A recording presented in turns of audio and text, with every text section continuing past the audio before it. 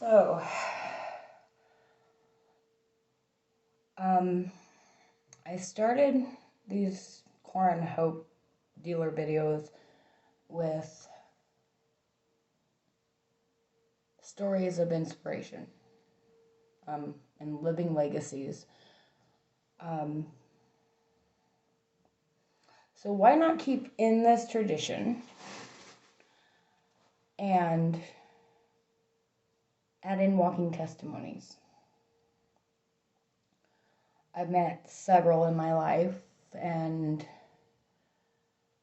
quite frankly, it would take me the rest of my lifetime times 50 to be able to tell the world about them if I did one video a day. But we can try.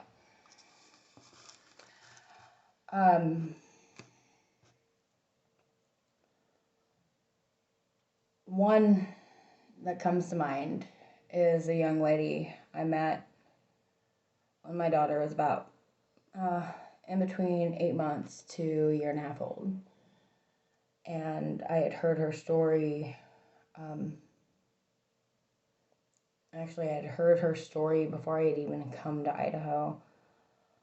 She was a young girl who was severely abused by her parents. She was locked in freezers, this and that and the other. And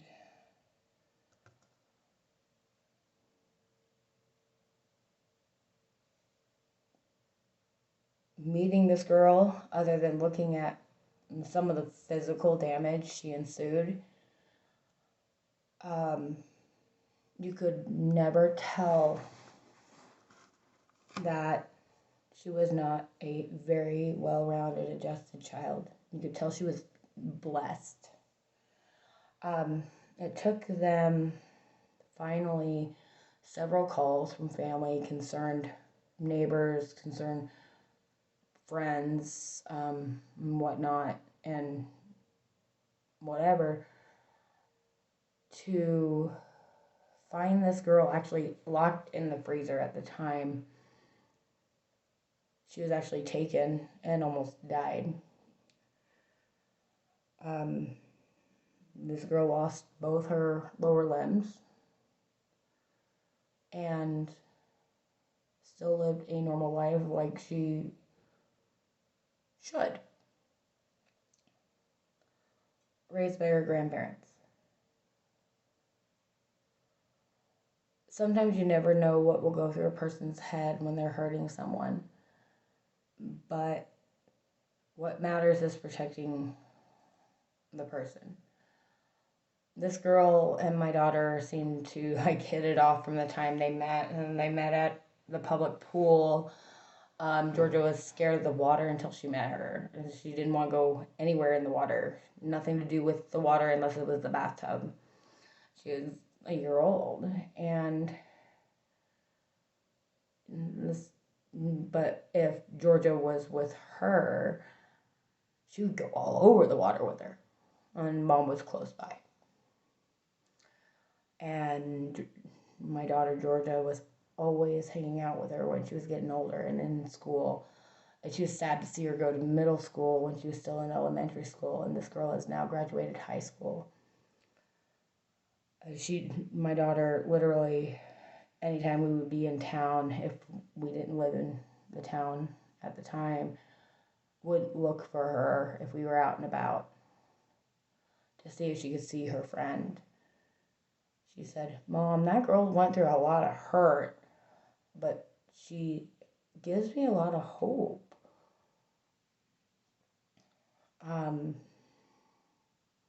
This girl's a walking testimony. She should have, number one, died. Number two, not knowing what she deals with and full on with the traumas she dealt with, knowing she was, most people will say kids are young enough not to remember. Well, kids will remember something that hurt them or someone. But this girl now, a high school graduate, helps mentor other younger children, whether they're abused or neglected or just need another friend. They got bullies in school. She's well on her way to college. And it's because she's a living, walking testimony of hope.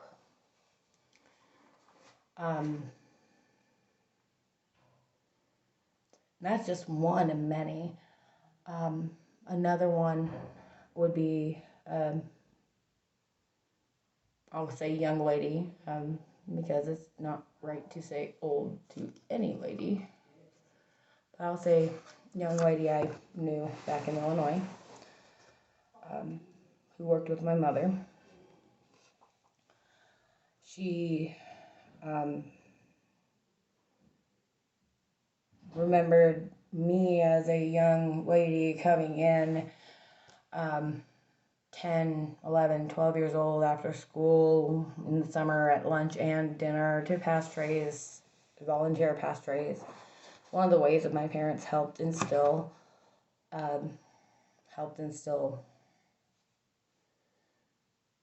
a well-rounded sense of charity and work ethic in me, and I chose, but gave me the choice to do so, and I did. I loved it.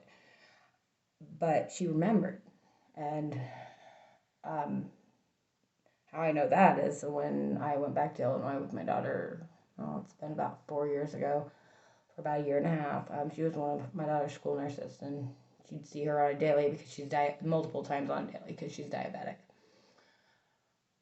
But when we're setting up her medical plan at school, what really hit home was her remembering me before my daughter's name was mentioned, which a lot of people, if they don't remember me at all, they will after they see my daughter's name because she's named after her grandmother. And then asking me to tell my mother that she said hi. And I broke it to her that Mom had passed back in 2001. It was not an easy talk to have with her, and we actually had many conversations where we could sit and get to know each other. Again, me as an adult, and her just knowing that I needed someone to reach out to me as well, and it was nice to have that blast from the past and her memories, my memories, and me now.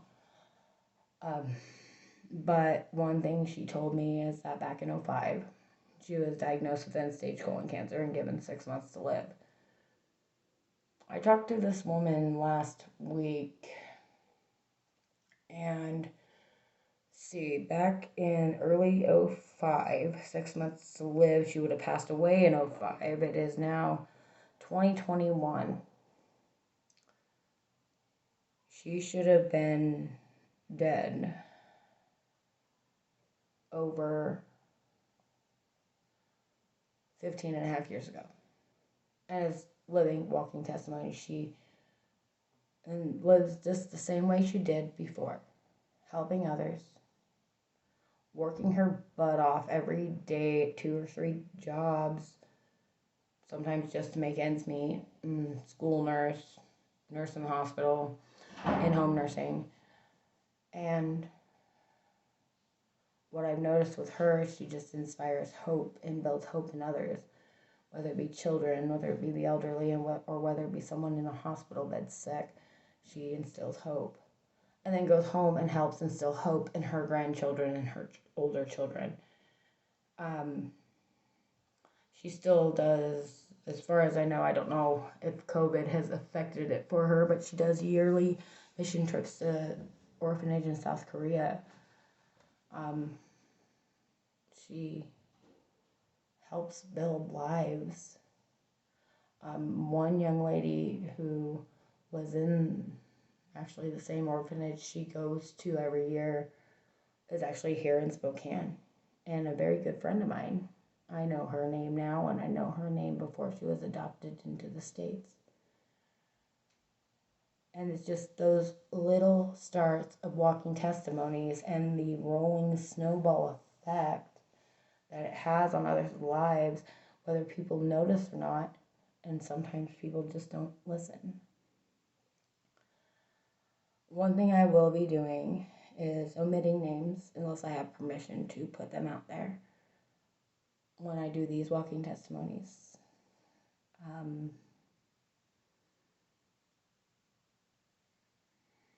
They've helped build my life, and maybe they can help build and inspire your lives as well. Just know that, yes, all these bad things have happened and all these good things have happened. And yes, you have your ups and downs, and so did they. I'm not saying they didn't go through any of it without a struggle, because I know some of their struggles too. Not all with a lot of people, but some. And it just goes to show that when you realize that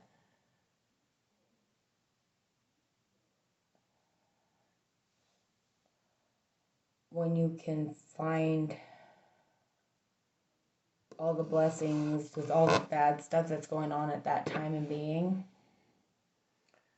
that it all outweighs it. All those blessings outweigh the bad. You could be having bad after bad after bad after bad thing happening at that time and day, a week, or a month of what we call bad luck. Down at your lowest and ready to disappear. And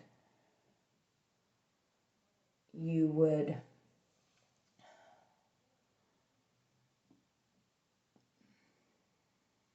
just take the time to step back and find the blessings, the silver linings in every single one of those bad things. It would help you out. And it's a slow process. It's taken me years to get there myself. But it started just listening to people and hearing their life and knowing what a blessing they are just to be in their presence for even an hour if I'm just meeting them in passing. Some people I met on train rides and I'll never see them again in my life. If I'm lucky, I will. And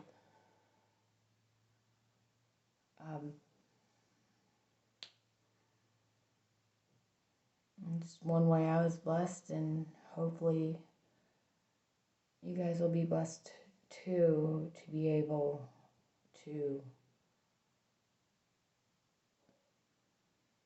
either listen to those you meet and hear their testimonies, hearing these walking testimonies from my life,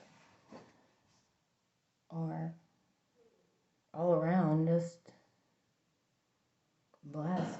Don't have to have the testimonies to be blessed, because the blessings come whether you see the testimony in it or not. You guys have a good night.